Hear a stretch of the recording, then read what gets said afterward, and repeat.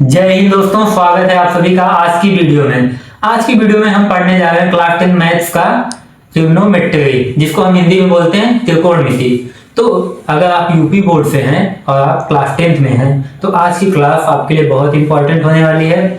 जैसे कि हमारा यूपी बोर्ड का एग्जाम लगभग 1.5 महीने बचा हुआ है, तो पहले 1 महीने में मैं कंप्लीट मैथ्स पढ़ा दूंगा, बेसिक से लेके आपके एग्जाम के लेवल तक। उसके बाद जो टाइम बचेगा उसमें हम मैराथन क्लासेस लेंगे, उसमें आपको पूरा सिलेबस रिवाइज करवाएंगे, एक एक क्वेश्चन करवाएंगे जो एग्जाम में जिस टाइप के क्वेश्चन आते हैं, जितने भी क्वेश्चन पिछले 5 साल में जितने प्रीवियस ईयर क्वेश्चन आए हैं उन सबको हम सॉल्व करेंगे। तो अभी हम स्टार्ट करते हैं।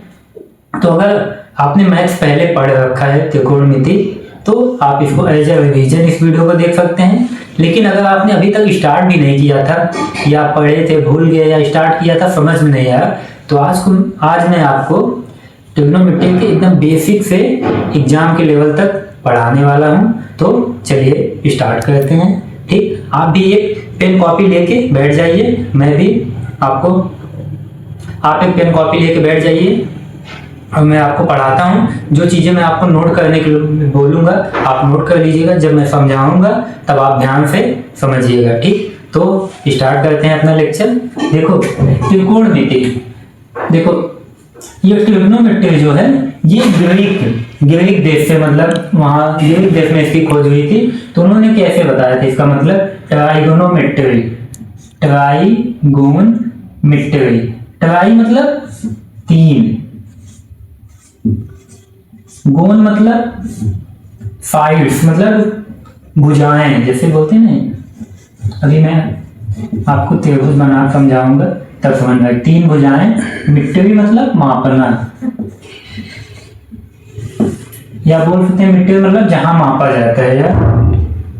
ठीक, तो अभी हम एक त्रिभुज बना लेते हैं।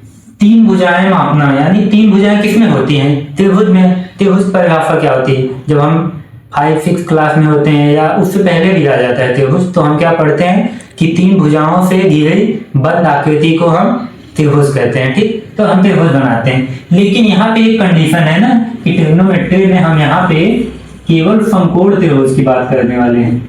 क्या? समकोण त्रिभुज। ठीक, समकोण त्रिभुज कैसा होता है? देखो ऐसा होता है। ठीक, मान लो यहाँ ए मान लिए, बी सी। समकोण त्रिभुज की खासियत क्या होती है? समकोण त्रिभुज की सबसे मुख्य बात ये होती है कि इसमें एक कोण हमारा 90 अंश का होगा। ठीक, समकोण हम जानते हैं कि समकोण हमेशा 90 अंश का होता है, 90 डिग्री। ठीक, तो समकोण त्रिभुज ये हो गया। अब समकोण त्रिभुज में कुछ चीजें होती हैं उसको हम जान लेते हैं। देखो जो 90 डिग्री होता है इसके सामने वाली भुजा को हम क्या बोलते हैं? कर्ण। समकोण त्रिभुज में जो भी 90 अंश का कोण जहां पे बना है उसके सामने वाली भुजा को हम क्या बोलते हैं? कर्ण। इंग्लिश में क्या बोलते हैं? हाइपोटेनस।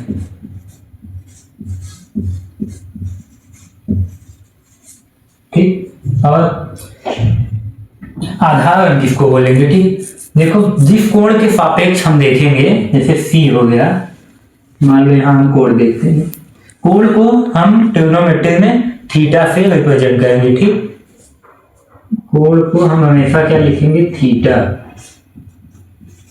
रिप्रेजेंट मतलब प्रदर्शित करेंगे। कहीं भी अगर कोण की बात हो रही तो वहां हम थीटा लिख लेंगे। ठीक, इसमें कोई डाउट नहीं होना चाहिए। थीटा क्या है? बस नाम दिया गया। जैसे आपका कुछ नाम होगा राहुल, मुकेश, कुछ भी नाम हो सकता है, तो आप वैसे कोण का नाम वैसे थीटा रख लिए। तो मान लो यहाँ पे थीटा है, तो जब हम सी से देखेंगे यहाँ पे थीटा है, तो सी के सामने वाली भुजा हमेशा क्या होगी? लंब।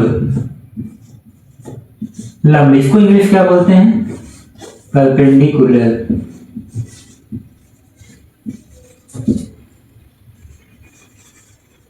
ठीक, इंग्लिश तो आप जानते रहिए, पहली बार बता रहा हूं इसलिए इंग्लिश बता दे रहा हूं। और जिस भुजा से संलग्न है, मतलब जिससे सटी हुई है, अब यही हमारा बचा हुआ है, यही भुजा, इसको हम बोलते हैं आधार।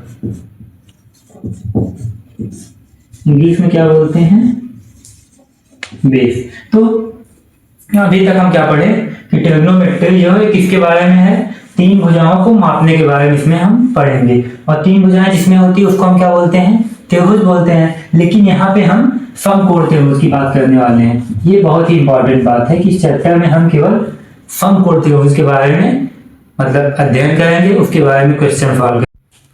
ठीक है, अब हम देखते हैं कि त्रिकोणमिति अनुपात क्या होते हैं ना। देखो त्रिकोणमिति अनुपात क्या होते हैं, पहले हम इसको थोड़ा सा लिख लेते हैं ना। क्या लिखने से पहले हम फिर से यही वाला फिगर बना लेते हैं समकोण त्रिभुज का। ठीक, मान लो ये हमारा हो गया ए बी सी, यहाँ पे ये हो गया हमारा 90 डिग्री ना। इसके सामने वाला क्या होगा, कर्ण। कर्ण को मान लो शॉर्ट में हम लिख लेते हैं के ना। और ये हमेशा 90 डिग्री सामने वाली भुजा कर्ण होती है। और अगर ये वाला कोण हम ले रहे हैं तो इस वाले कोण के सामने वाला, इसके सामने भुजा कौन सी, ये वाली ए बी, तो ये क्या हो जाएगी, लंब। ठीक, कर्ण हमेशा फिक्स रहता है कि 90 डिग्री वाले सामने, लेकिन लंब और आधार हमेशा फिक्स नहीं रहते। क्यों कहोगे, ऐसा क्यों भैया। मान लो अगर हम यहाँ से देखने लगेंगे ना तो इसके सामने वाली भुजा ये लंब हो जाएगी। ये त्रिभुज जो हमारा ऐसे है तब ये ऐसे हो जाएगा। समझ रहे हैं ना आप बात। नहीं, मान लो मैं बना के दिखाई देता हूँ। जैसे मान लो इसको हम ऐसे समझिए ना कि यहाँ हमारा ए हो गया और यहाँ बी हो गया और सी हमारा हो गया ऐसे, ये हो गया सी। देखो अब जब यहाँ पे कोण सी था तब ये वाली लंब भुजा थी। अगर यहाँ पे कोण ए हो जाएगा तो ये वाली लंब भुजा हो जाएगी। ठीक, तो ये लंब आधार ये चेंज हो सकते हैं अगर कोण बदलोगे। अगर हम सी से देखेंगे तो ये वाली लंब दिखेगी, अगर ए से देखेंगे तो बीसी वाली भुजा लंब दिखेगी। ठीक, ये बेसिक सी बात है आपके समझने के लिए। मैं यहाँ भी लिख देता हूँ कि ये हो गया आधार, ये हो गया हमारा कर्ण, ये हो गया लंब ना। तो हम देखते हैं कि त्रिकोणमिति अनुपात क्या होते हैं। सबसे पहले समकोण त्रिभुज में, ये आपकी एग्जाम में नहीं पूछेगा लेकिन आप जानते रहिए कि समकोण त्रिभुज में न्यून कोणों, यानी देखो जब ये 90 अंश का हो गया तो बाकी दोनों न्यून कोण ही होंगे। ऐसा क्यों, क्योंकि हम पहले ही पढ़ चुके हैं कि त्रिभुज के अंदर मान लो कोई भी त्रिभुज हो गया, ये तो समकोण त्रिभुज है, कोई और भी त्रिभुज होगा, इसके अंदर की जो तीनों कोण हैं इनको आप जब ऐड करेंगे इन तीनों का योगफल हमेशा 180 डिग्री होता है। कितना होता है, 180 डिग्री। तो जब ये 90 अंश हो जाएगा तो 90 अंश और बचेगा, तो ये दोनों 90 अंश में आधा आधा बटके ही होंगे, चाहे दोनों 45-45 होते हैं, हो सकते हैं, एक 30 हो सकता है, एक 60 हो सकता है, कुछ भी हो सकता है, लेकिन ये दोनों न्यून कोण ही रहेंगे। कौन कौन, ये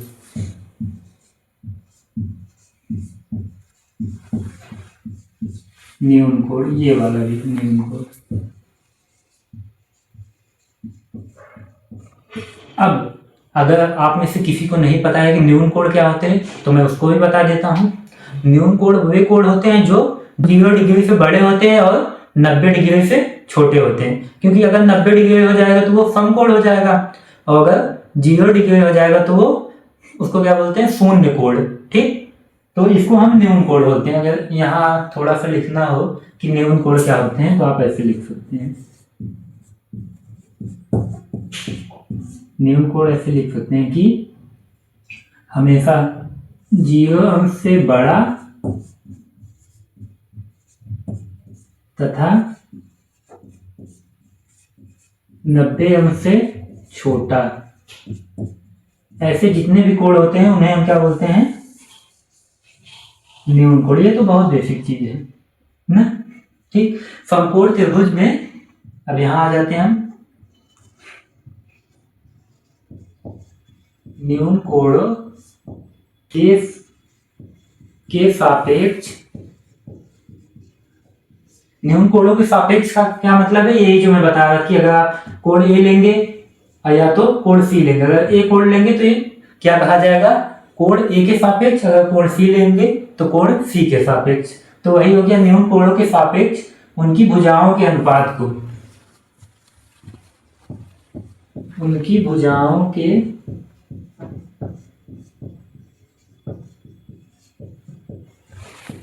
अनुपात को त्रिकोणमितीय अनुपात कहते हैं। ठीक, या चाहे आप लिख लीजिए कि भुजाओं के अनुपात को त्रिकोणमितीय अनुपात कहते हैं।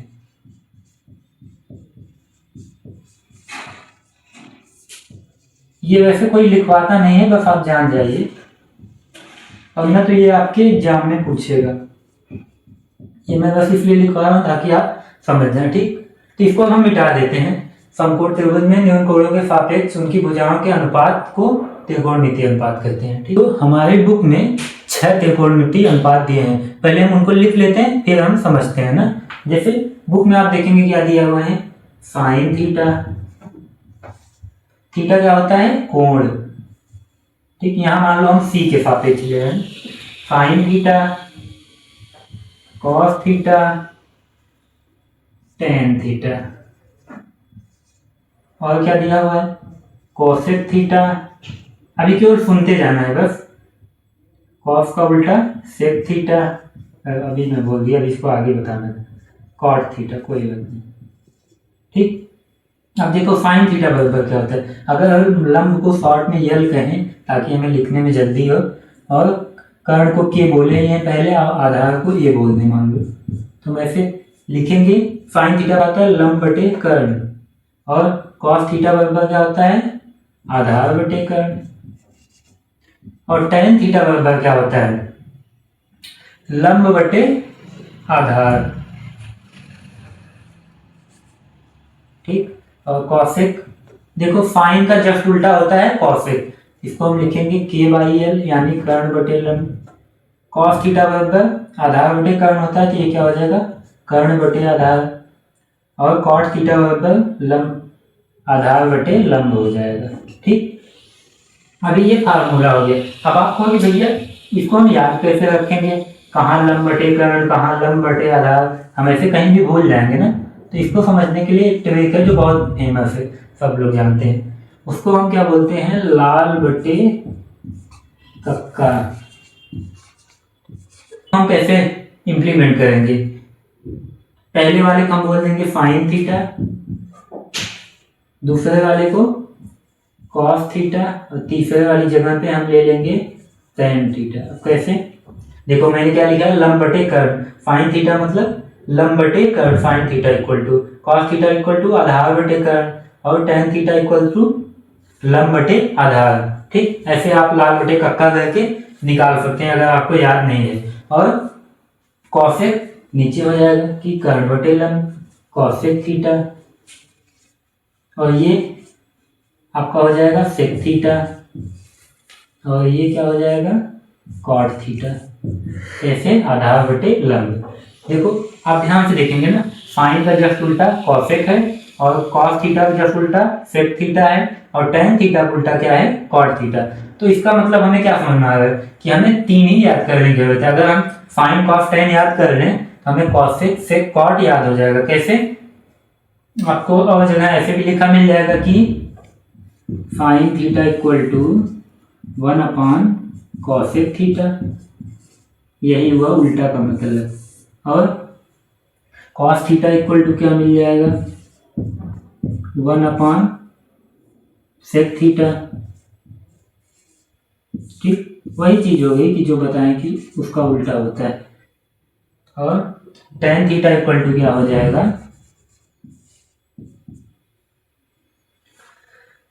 1 अपान कॉट थीटा। ठीक, ये अभी क्या हो गई, ये त्रिकोणमितीय अनुपात है। ये हमें बताया क्यों गया है, ये बताया इसलिए गया है क्योंकि अगर हमें एक कोण का मान दिया हो और कोई भी एक भुजा दी हो तो हम अन्य 2 भुजाएं ज्ञात कर सकते हैं ना, और अन्य जो एक कोण बचा हुआ है उसको ज्ञात कर सकते हैं, क्योंकि 90 डिग्री वाला तो हमेशा फिक्स ही है, समकोण त्रिभुज में वाला कोण हमेशा 90 अंश का होगा ही। तो बाकी हम 2 भुजाएं और एक कोण ज्ञात कर सकते हैं त्रिकोणमितीय अनुपात की सहायता से। ठीक, इसको आप नोट कर लीजिए, फिर हम आगे चलते हैं। तो हमने त्रिकोणमितीय अनुपात के फार्मूले पढ़ लिए, लेकिन हम 2 इंपॉर्टेंट फार्मूले भूल गए हैं, वो हम लिख लेते हैं। आप भी अपने नोट्स में लिख लीजिएगा ना।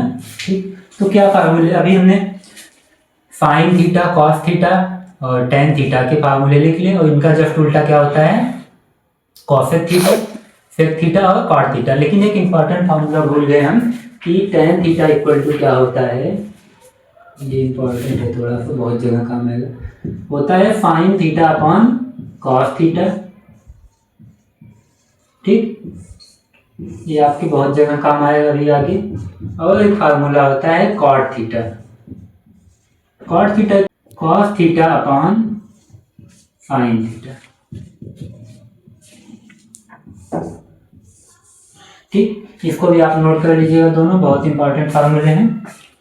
तो ठीक है दोस्तों, हमने त्रिकोणमिति अनुपात पढ़ लिया, फार्मूले समझ में आ गए कि साइन थीटा इक्वल टू लंब बटे कर्ण, कॉस थीटा इक्वल टू आधार बटे कर्ण, टेन थीटा इक्वल टू लंब बटे आधार। अगर हमको ये तीनों फार्मूले याद हो जाते हैं तो हमें कॉसेक थीटा और सेक थीटा और कॉट थीटा, इन तीनों के भी याद हो जाएंगे। क्यों? क्योंकि ये इन तीनों के उल्टे होते हैं ना, साइन का उल्टा कॉसेक थीटा, और कॉस थीटा का उल्टा सेक थीटा, और टेन थीटा का उल्टा कॉट थीटा। ठीक, अब हम पहला क्वेश्चन सॉल्व करते हैं। तो चलो अब हम प्रश्नावली 8.1 का पहला क्वेश्चन सॉल्व करते हैं। क्योंकि फार्मूले हमने पढ़ लिए ना, तो अब क्वेश्चन सॉल्व करना बहुत ज्यादा इंपॉर्टेंट है। हमारे एग्जाम में क्वेश्चन ही आने वाला है ना, तो हमें वहां क्वेश्चन ही सॉल्व करना होगा। तो चलो पहला क्वेश्चन स्टार्ट करते हैं ना। पहला क्वेश्चन क्या दिया हुआ है, एक त्रिभुज एबीसी है ना, कि त्रिभुज एबीसी में जिसका कोण भी समकोण है, कोण भी क्या है, समकोण है, और AB की वैल्यू दी हुई है कितना, 24 सेंटीमीटर, और BC की वैल्यू कितनी दी हुई है, 7 सेंटीमीटर। तो निम्नलिखित का मान ज्ञात कीजिए। निम्नलिखित साइन ए कॉस ए का मान ज्ञात करना है। देखो हमको एग्जाम में, यानी एग्जाम की कॉपी में क्वेश्चन कैसे सॉल्व करना है, मैं उस पैटर्न पे सॉल्व करूंगा, आप भी देख लीजिए, आप भी इसी तरीके से एग्जाम में सॉल्व कीजिएगा ना। तो सबसे पहले हमें क्या लिखना है, हमें लिखना है हल, मैथ में लिखना है हल, क्योंकि हम हिंदी मीडियम के स्टूडेंट्स हैं। इंग्लिश वाले होते हैं क्या लिखते हैं, सॉल्यूशन, हल। तो हम सबसे पहले देखेंगे कि ना क्या दिया हुआ है, उसको हम लिख लेंगे।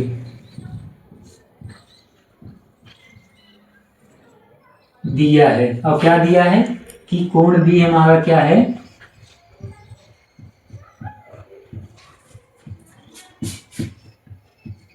कोण भी समकोण है, और AB की वैल्यू कितनी दी हुई है, AB की वैल्यू दी हुई है 24 सेंटीमीटर, और BC की वैल्यू 7 सेंटीमीटर। और क्या दिया है, और कुछ नहीं दिया, और पूछ रहा है निम्नलिखित का मान ज्ञात कीजिए। किसका मान ज्ञात करना है, साइन ए और कॉस ए का।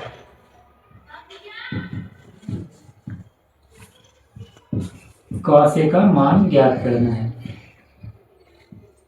तो देखो हम पहले त्रिभुज बना लेते हैं ना, त्रिभुज ABC जिसका कोण भी समकोण है।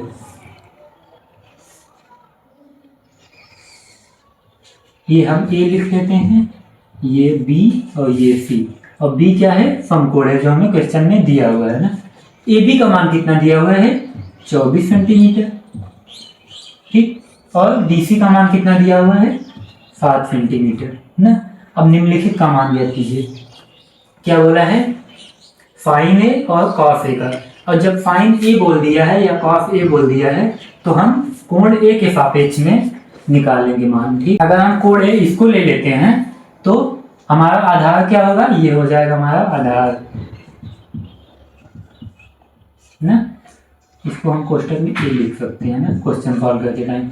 आधार का हमारा मान क्या हो जाएगा, 24 सेंटीमीटर। और जिस कोण को हम लेते हैं उसके सामने वाली भुजा क्या हो जाती है, हमारी लंब भुजा, और ये क्या हो गया, लंब। ये कोण ए के सापेक्ष बात हो रही है ना, और ये हमारा कर्ण जिसका मान हमें पता नहीं है। ठीक, कर्ण को हम शॉर्टकट में के लिख लेते हैं क्वेश्चन सॉल्व करने के लिए, और लंब को यल ना। तो अब हमें कर्ण का मान ज्ञात करना है, और मान ज्ञात क्यों करना है, क्योंकि हमें साइन ए ज्ञात करना है, और साइन ए इक्वल टू क्या होता है, लंब बटे कर्ण।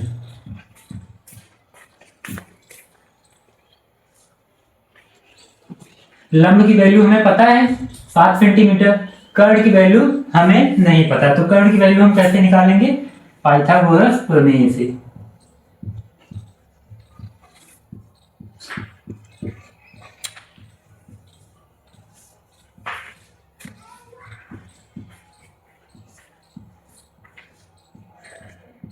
पाइथागोरस प्रमेय से। पाइथागोरस प्रमेय क्या कहता है? पाइथागोरस प्रमेय यह कहता है कि कर्ण पर बना वर्ग शेष दो भुजाओं के वर्गों के योग के बराबर होता है। इसको हम फार्मूला के रूप में लिख के देखते हैं ना। देखो क्या हो जाएगा, कर्ण पर बना वर्ग यानी कर्ण का स्क्वायर इक्वल टू लंब का स्क्वायर प्लस आधार का स्क्वायर। ये बात होती है, लागू होती है केवल समकोण त्रिभुज में ना। पाइथागोरस प्रमेय केवल समकोण त्रिभुज में लागू होती है ना। और जैसा कि मैंने स्टार्टिंग में ही बता दिया है कि इस चैप्टर में हम केवल समकोण त्रिभुज के बारे में पढ़ने वाले हैं। केवल समकोण त्रिभुज में लागू होती है ना, ये आप जान लीजिए, बहुत इंपॉर्टेंट बात है। तो कर्ण को हम शॉर्टकट में के लिख लेते हैं ना, क्वेश्चन जल्दी सॉल्व करने के लिए। लंब को यल प्लस आधार को ए स्क्वायर। तो इसमें लंब क्या है? 7, यहाँ पे स्क्वायर रहेगा। और अगर हम के को सीधा निकालना चाहें, स्क्वायर हटा दें, किस साइड क्या लग जाएगा? Under root. ये तो सब लोग जानते हैं ना। तो लंब का स्क्वायर, लंब की वैल्यू कितना है? 7 का स्क्वायर प्लस आधार का स्क्वायर, आधार की वैल्यू कितनी है? 24 का स्क्वायर। ठीक, 7 सते 49 हो जाएगा।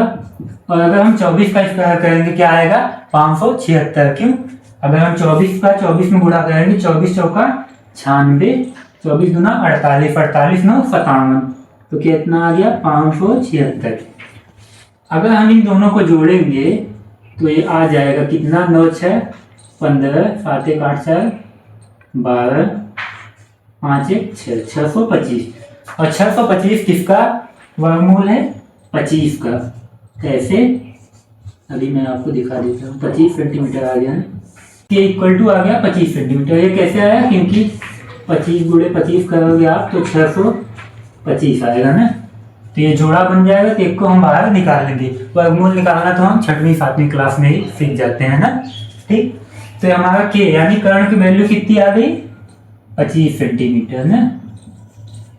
और साइन के का फार्मूला क्या होता है? लंब बटे कर्ण।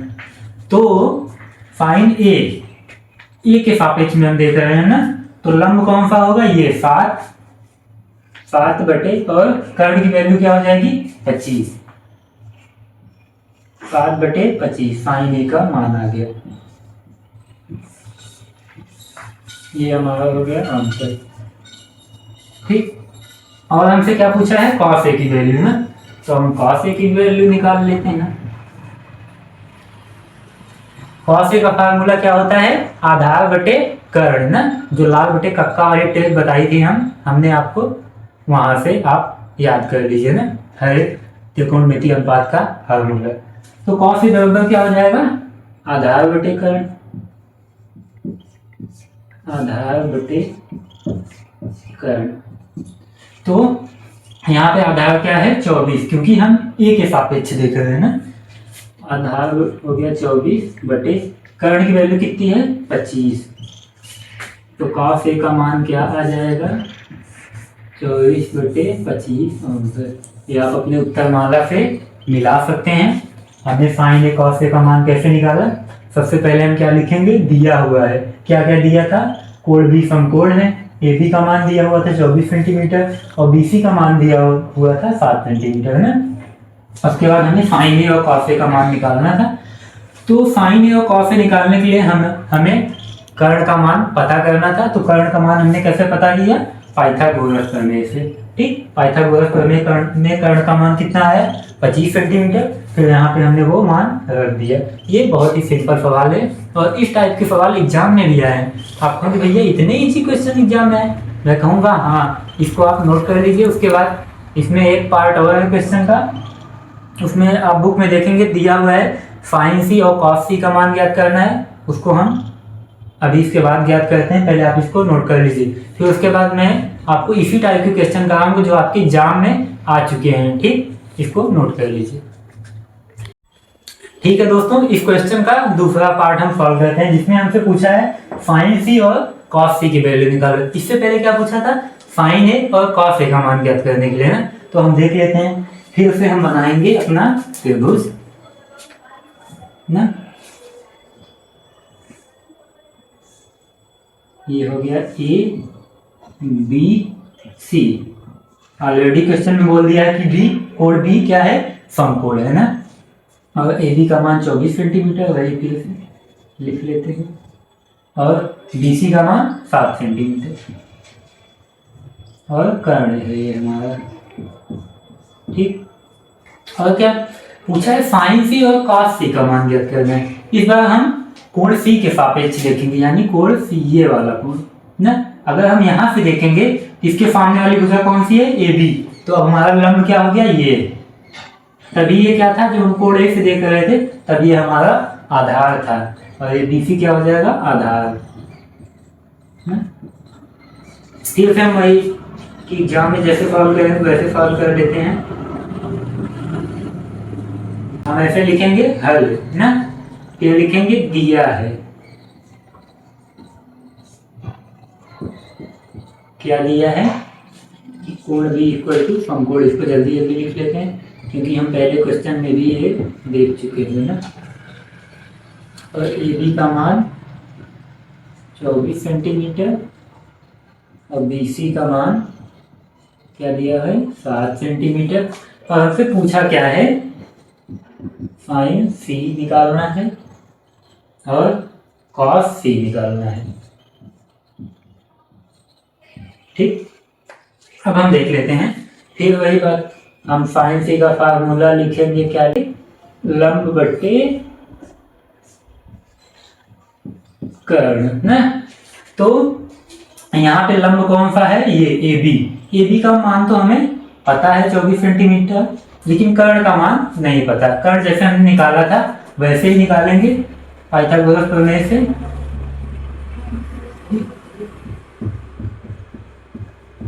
वैसे कर्ण का मान तो आएगा वही, बस यहाँ पे आधार और लंब का मान चेंज हो गया है ना, इसीलिए हम फिर से लिख रहे हैं ना। क्योंकि उसमें ये आधार था, ये लंब था, इसमें ये लंब है, ये आधार है, वैल्यू तो वही आएगी। कैसे, हम लिखेंगे सीधा इस बार डायरेक्ट, के इक्वल टू आधार का स्क्वायर, यानी कर्ण इक्वल टू अंडर रूट में आधार का स्क्वायर प्लस लंब का स्क्वायर है ना। अब हमें यहाँ पे देखो आधार का मान क्या है, 7 सेंटीमीटर, तो 7 का स्क्वायर प्लस और लंब का मान 24 सेंटीमीटर। वही उल्टा हो गया है, लेकिन मान तो वही आएगा। 7 सते 49 प्लस 24 में 576, जैसा कि हमने पहले वाले क्वेश्चन में भी देखा था। इनको जोड़ेंगे 625 आ गया। फिर के का मान आ जाएगा हमारे पास 25 सेंटीमीटर है ना। के का मान कितना आ गया, 25 सेंटीमीटर। ठीक, तो साइन सी के फार्मूले में हम मान को रख देते हैं। लंब का मान यहाँ कितना है, 24, और कर्ण का मान कितना है, 25। तो साइन सी का मान क्या आ गया, 24/25। ये हमारा हो गया आंसर। ठीक, अब हम क्या निकालेंगे, कॉस सी का मान। ठीक, कॉस सी हम लिख लेते हैं। कॉस का फार्मूला क्या होता है, आधार बटे कर्ण, आधार बटे कर्ण। तो इसमें आधार का मान क्या है, 7, और कर्ण का मान क्या है, 25। 7/25 आ गया कॉस सी का मान। ठीक, ये वैसे यहाँ पे सेंटीमीटर आ गया। आप पिछले वाले क्वेश्चन में भी लिख लीजिएगा, क्योंकि इसमें सेंटीमीटर दिया हुआ है ना। तो हमारा साइन सी का भी मान आ गया, कॉस सी का मान। एक बार हम फिर से देख लेते हैं हमने क्वेश्चन कैसे लगाया। पहले हमने देख लिया कि क्वेश्चन में क्या क्या दिया है। ए बी का मान दिया था, बी सी का मान दिया था, बताया था कि कोण भी समकोण है ना। तो हमने क्या किया, पहले एक त्रिभुज बना लिया ए बी बी सी, जिसमें ए बी का मान 24 और बी सी का 7, और कर्ण का मान हमने पाइथागोरस प्रमेय से निकाल लिया। ये हमारा पहले क्वेश्चन में भी था सेम। और उसके बाद हमने क्या किया, साइन सी का फार्मूला लिखा लंब बटे कर्ण, और लंब का मान हमें पता था पहले से 24 और कर्ण निकाला 25, तो 24 बटे 25 आ गया। और कॉस सी का फार्मूला क्या होता है, आधार बटे कर्ण, और आधार का मान कितना था 7 और कर्ण का मान कितना आया है 25, तो हमने रख दिया। ये बहुत ही सिंपल क्वेश्चन है। अब आपको ये इतना सिंपल क्वेश्चन क्यों बता रहे, क्योंकि ये हमारे पर्सनालिटी का सबसे पहला क्वेश्चन है इसलिए बताएं, और दूसरी बात ऐसे टाइप के क्वेश्चन एग्जाम में आपके कई बार पूछे जा चुके हैं 1 नंबर में, ठीक। तो उसको हम अभी इसके बाद सॉल्व करते हैं, पहले आप इसको नोट डाउन कर लीजिए। मैं आपके लिए बोर्ड में आया हुआ क्वेश्चन लेकर आया हूं जो 2023 में और 25 में पूछा जा चुका है। तो क्वेश्चन क्या दिया हुआ है कि यदि tan थीटा इक्वल टू 8/15 तो कॉसेक थीटा का मान ज्ञात कीजिए। तो देखो इस क्वेश्चन को हम सॉल्व करें उससे पहले मैं आपको एक चीज समझा दूं कि जो 6 त्रिकोणमितीय अनुपात हैं, sine cos tan cosec sec cot, अगर इनमें से किसी एक का भी मान हमको दिया हुआ है तो हम अन्य सभी का मान ज्ञात कर सकते हैं। मान लो अगर हमें साइन थीटा का मान दिया हुआ है तो हम कॉस थीटा, टैन थीटा या और किसी भी त्रिकोणमितीय अनुपात का मान ज्ञात कर सकते हैं ना, ठीक। तो इसमें हमें टैन थीटा का मान दिया हुआ है, तो इसमें कॉसेक थीटा भले पूछा हुआ है लेकिन हम किसी भी त्रिकोणमितीय अनुपात का मान ज्ञात कर सकते हैं, जैसे साइन कॉस और कॉसेक सेक, किसी का भी ना, ठीक। तो हम कॉसेक का निकालना है, तो हम वही जैसे एग्जाम में सॉल्व करेंगे, पहले हम लिखेंगे हल दिया है। क्या दिया हुआ है क्वेश्चन में,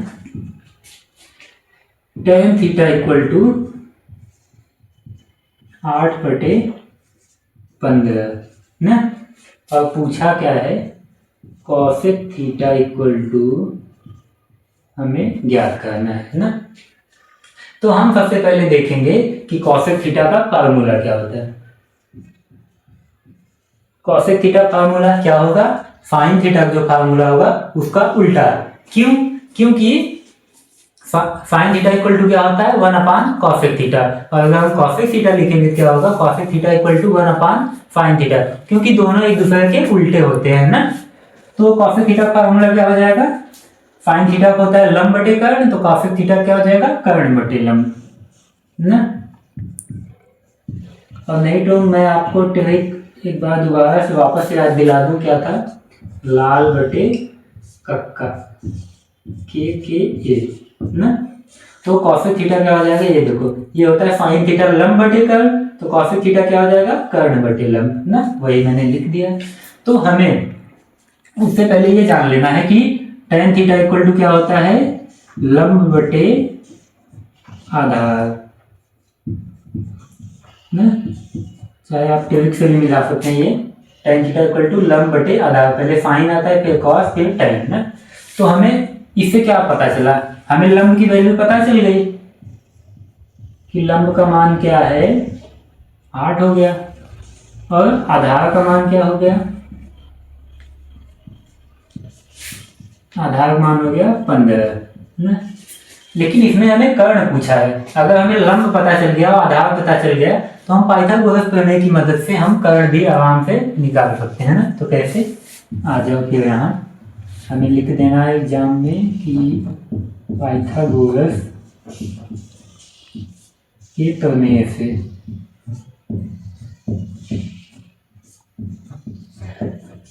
ना एक त्रिभुज बना लेते हैं, समकोण त्रिभुज ना। मान लो ABC ऐसे नाम दे देते हैं, कुछ भी जरूरी नहीं आप ABCD, आप कुछ भी लिख सकते हैं, PQR भी लिख सकते हैं। तो इसमें लंब कितना दिया है 8 ना, मान लो इसको हम थीटा मान लेते हैं ना। थीटा के सामने वाली भुजा क्या हो जाएगी लंब, लंब का मान 8, आधार का मान 15, और ये हमारा कर्ण हो गया। ये हमें ज्ञात करना है। इसको हम ज्ञात करने के लिए क्या करेंगे, कर्ण इक्वल टू क्या हो जाएगा, फिर से वही फार्मूला, अंडर रूट में आधार का स्क्वायर, आधार यानी ए का स्क्वायर, और लंब यानी एल का स्क्वायर, है ना। तो आधार का मान कितना दिया हुआ है? आधार का मान दिया हुआ है 15। तो हम क्या लिख लेंगे? 15 का स्क्वायर। बहुत सिंपल सवाल है ना। अब इस टाइप सवाल आपके एग्जाम में एक आध बार पक्का आएंगे। और लंब का मान कितना दिया हुआ है? 8 का स्क्वायर। तो 15 का स्क्वायर हम लिखेंगे, कितना हो जाएगा? 225। कैसे? 15 15 में सॉरी 15 25 75, 15 के 15 7 22, यानी 225। ठीक, कैलकुलेशन आपकी फास्ट होनी चाहिए एग्जाम में, ताकि कैलकुलेशन मिस्टेक ना हो और उसमें टाइम आपका ज़्यादा खराब न हो ना। 15 15 में 225 हो गया, प्लस 8 28 64। ये क्या हो गया? अंडर रूट में 5 5 4 9 हो गया, हमारा 4 है, और 6 2 8 हो गया, और 289। अब 289 किसका वर्ग लग रहा है आपको? याद करिए जब आपने वर्गमूल पढ़ा था। अगर हम इसको, आपको याद नहीं तो आप सॉल्व कर सकते हैं कैसे वर्गमूल निकाला जाता है, लेकिन मुझे याद है तो मैं लिख लेता हूँ। 17 गुणे 17, ये 17 का स्क्वायर होता है। अगर आप 17 को 17 में गुणा करेंगे कितना आएगा? 289। नहीं तो आप करके देख लीजिए। ठीक, तो अगर जोड़ा बन गया तो एक को हम बाहर निकाल लेते हैं। हमारा हो गया 17 सेंटीमीटर दिया था, नहीं कोई बात नहीं, केवल यूनिट नहीं दिया तो केवल 17 लिख लीजिए। कर्ण का मान कितना आ गया हमारा? 17 है ना। छोड़ो वहां क्या लिखो। ठीक, तो अब कर्ण का मान आ गया 17 बटे लंब का मान कितना है? 8। तो कॉसेक थीटा मान कितना आ गया? 17 बटे 8। ये हमारा हो गया आंसर। इसको आप नोट कर लीजिए। इसको मैं एक बार और समझा देता हूँ कि tan थीटा का मान हमें दिया था और cosec थीटा का निकालना था। उस टाइम भी मैंने बताया था, फिर से बता देता हूँ कि हमें अगर कोई भी एक त्रिकोणमितीय अनुपात दे दिया तो हम अन्य सभी त्रिकोणमितीय अनुपात आराम से ज्ञात कर सकते हैं। त्रिकोणमितीय अनुपात मतलब यही sin cos tan ना।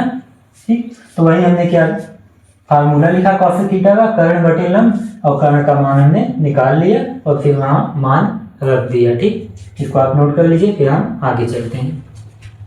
ठीक है दोस्तों, हमने एक बोर्ड में आया हुआ क्वेश्चन कर लिया। अब फिर हम वापस आते हैं अपने प्रश्नावली पर, यानी एक्सरसाइज पर। उसमें हम दूसरा क्वेश्चन देखते हैं, जो क्या दिया हुआ है कि आकृति 8.13 में tan p minus cot r का मान ज्ञात कीजिए ना। इसको हम सॉल्व कर लेते हैं। और आकृति मैंने बना लिया जैसे कि हमारे एनसीईआरटी के बुक में दिया हुआ था, पी क्यू आर, जिसमें tan p minus cot r का मान ज्ञात करना है ना। दोनों कोण की बात हुई है। ये वाली भुजा पी क्यू का मान 12 दिया है और पी आर का मान 13 सेंटीमीटर दिया हुआ है। तो हम सॉल्व कर लेते हैं, फिर से हम लिखेंगे हल। ठीक, हम लिखेंगे दिया है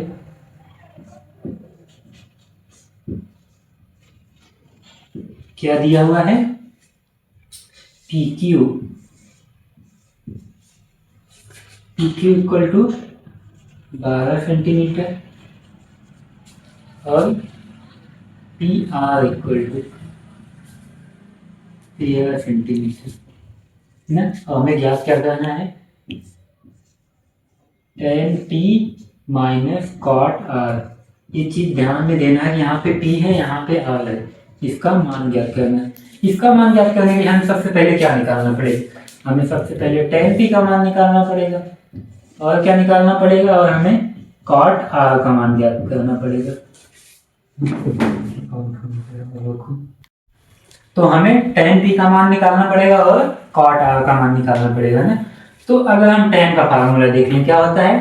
tan थीटा इक्वल टू क्या होता है? लंब बटे आधार ना। लेकिन यहाँ पे ध्यान देने वाली बात ये है कि यहाँ पे tan p की बात हो रही है और यहाँ cot r की बात हो रही है ना। तो जब हम tan p देखेंगे तो p के सापेक्ष, मतलब ये वाला थीटा है, ये कोण की बात करेंगे ना। यहाँ से जाने दो, यहाँ से मान लो हम tan p देखेंगे। अगर हम यहाँ से tan p देखेंगे तो ये कोण हो गया, जिसके सामने वाली भुजा क्या हो जाएगी? लंब भुजा हो जाएगी। tan p के लिए लंब क्या होगा? क्यू आर ना। तो हमें लंब का मान तो पता नहीं, हम निकालेंगे कैसे?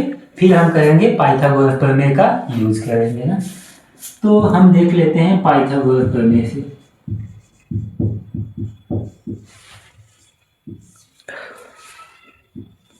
पाइथागोरस प्रमेय से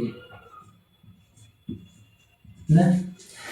तो पाइथागोरस प्रमेय क्या होगा, पी आर का स्क्वायर इक्वल टू, यानी ये है पी आर, पी क्यू का स्क्वायर प्लस क्यू आर का स्क्वायर ना।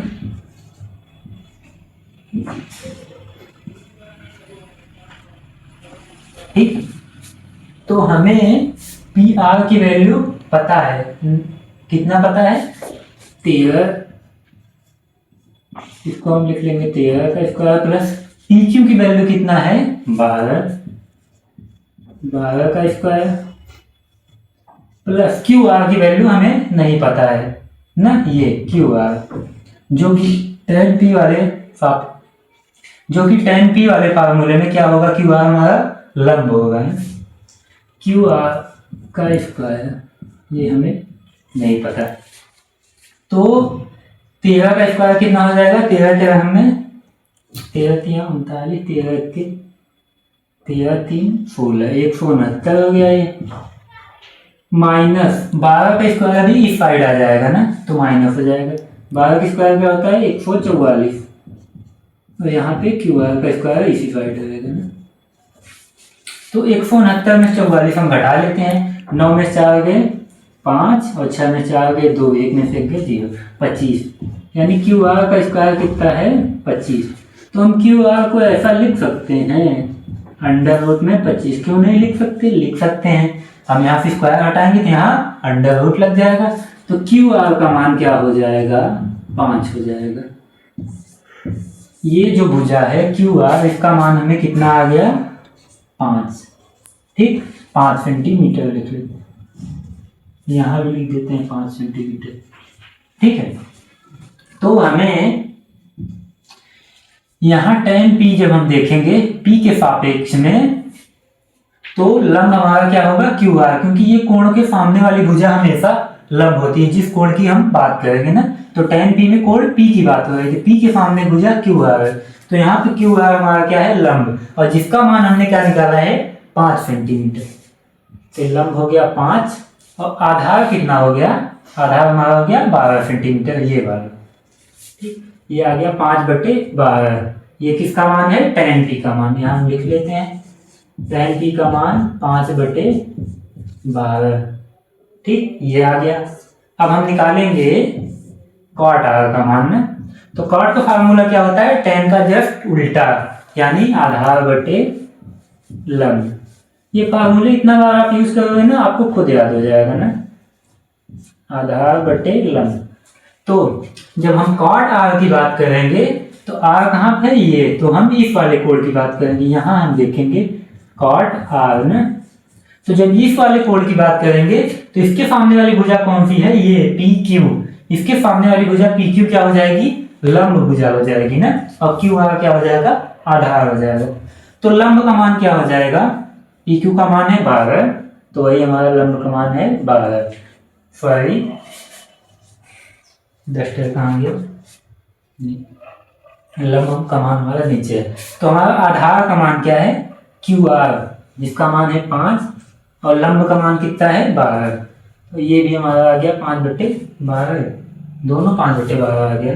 cot r का मान कितना आ गया, अरे cot r का मान आ गया 5/12। तो अब हम दोनों को घटा लेंगे और आगे यहाँ लिख लेते हैं। हमें अल्टीमेटली निकालना क्या था, tan p minus cot r, ठीक, tan p का मान क्या आया, 5/12, और वही cot r का मान कितना आया, 5/12। तो इसको भी हम लिख लेते हैं, 5/12 में 5/12 घटाओ क्या बचेगा, 0, तो हमारा आंसर क्या आ गया, 0, ठीक। इसको आप नोट कर लीजिए। एक बार मैं फिर से समझा देता हूँ कि ये क्वेश्चन कैसे सॉल्व हुआ है। हमें दिया हुआ था आकृति, जिसको हम पहले बना लिए, जिसमें tan p minus cot r का मान ज्ञात करना था, जिसमें PQ का मान 12 सेंटीमीटर दिया हुआ था और PR का मान भी 13 सेंटीमीटर दिया हुआ था। तो पहले हमने tan p देखा, tan p का मान कितना आया 5/12 लंब बटे आधार फार्मूला लगाया, सिंपल सी बात है। और वैसे ही हमने cot r का भी मान निकाला, r वाला कोण ये था, ठीक। फिर हमने tan में से cot घटा दिया, यानी tan p में से cot r घटा दिया, हमारा आंसर कितना आया 0। इसको आप नोट कर लीजिए, फिर हम आगे चलते हैं। तो ठीक है, अभी हमने अपने प्रश्नावली 8.1 का केवल 2 सवाल सॉल्व किया है, यानी पहला और दूसरा, और हमने एक प्रीवियस ईयर क्वेश्चन सॉल्व किया जो हमारे बोर्ड एग्जाम में आया हुआ था। इसके आगे जो क्वेश्चन है उसको आप अपने से ट्राई करिएगा, जो ना सॉल्व हो आपसे आप कमेंट में लिखिएगा। हम मिलेंगे अगली क्लास में, तब तक के लिए पढ़ाई करते रहें। ये हमारा मतलब पहला क्लास था, इसलिए हमने छोटा रखा है इसको। आप स्टार्ट करिए मेरे साथ। अगली क्लास में इस प्रश्नावली के सभी क्वेश्चन सॉल्व कर लेंगे, जो टफ होंगे, जो इजी होंगे उसको आप अपने से कर लीजिएगा ना। फिर हम अगली क्लास में पढ़ेंगे 8.2 के बारे में पढ़ेंगे, और उसके पहले जो थ्योरी है उसको देखेंगे ना। तब तक के लिए पढ़ाई करते हैं। All the best.